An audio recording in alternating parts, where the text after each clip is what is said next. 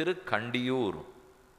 பிண்டியார் மண்டை ஏந்தி பெரன்மனை திருதந்துண்ணும் உண்டியான் சாபந்தீர்த்த ஒருவனூர் உலகமேத்தும் கண்டியூர் அரங்கம் மையங் கச்சி பேர் மல்லையன்னு மண்டினார் உயலல்லால் மற்றையார் குய்யலாமேன்னு பாசுரம்.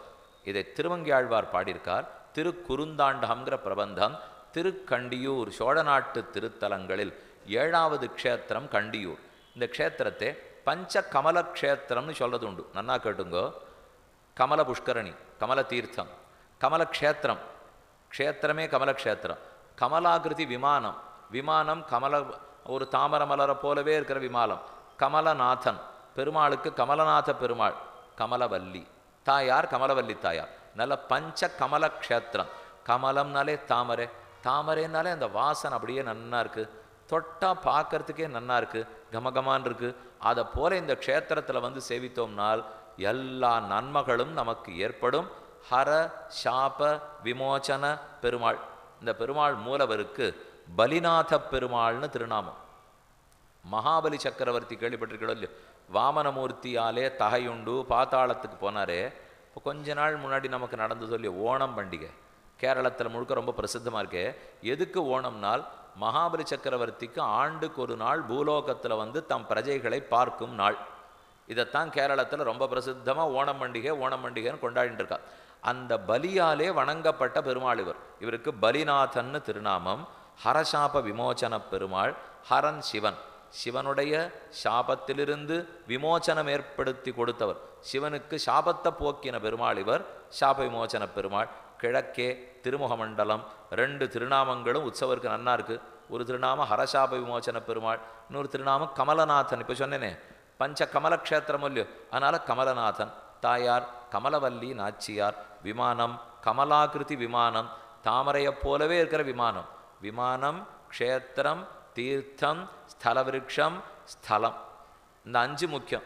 சரித்திரம் என்னான்னு பார்ப்போம். பஞ்சகமல க்ஷேத்திரத்தை திருக்கண்டியூர்னு பேர் பார்த்தோமோ இல்லையோ, அன்பில் அன்பே இல்லம், அதனால அன்பில்னு பார்த்தோம். இப்போ கண்டியூர் இந்த பேர் ஏன் வந்தது? கண்டின்னா என்ன? கண்டன க்ஷேத்திரம்னு இதுக்கு பேர்.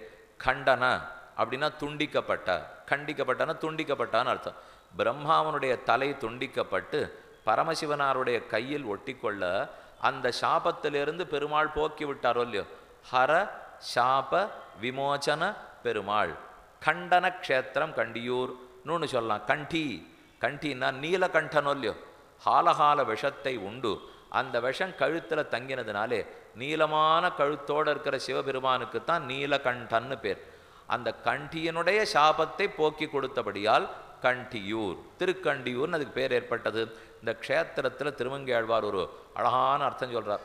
நீங்கள் எங்கே போய் சுற்றினாலும் உங்களுக்கு விமோச்சனம் கிடையாது. அர்ச்சாவதாரம் கோவில் விக்கிரகத்தடத்தில் சேவிச்சில்னா தான் விமோச்சனம். எங்கெங்கே நீங்கள் போய் சுற்றினாலும் கச்சி பேர் மல்லையன்னு மண்டினார். திவ்வதேசத்தில் ஆசையோடு இருந்தில்னா 108 திருப்பதிகளில் விருப்பம் இருந்ததுன்னா உய்யலாம், மோட்சத்துக்கு போகலாம். மற்றையார் குய்யலாமே, மற்ற பேருக்கு போவதற்கு வழியே கிடையாதுன்னுட்டார். அர்ச்சையை பற்றினால் ஏற்றம், வேறு பற்றத்துக்கே வழி இல்லையே. மற்ற 4ஐயும் தான் பற்றவே முடியாதுன்னு முதல்லையே பார்த்துட்டோமோ இல்லையோ. பரரூப, வியூகரூப, விபவரூப, அந்தர்யாமி 4 பேரையும் சேவிக்க வழி இல்லை. திவ்வதேசத்து பெருமாளை தான் இப்போ நம்மளால் போக முடியும், சேவிக்க முடியும், நன்னா இருக்க முடியும்.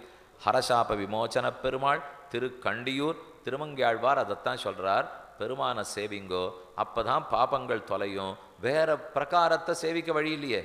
இந்த பெருமாளுக்கு பக்கத்தில் வந்திடனால் எழுந்துருள் இருக்கிறது.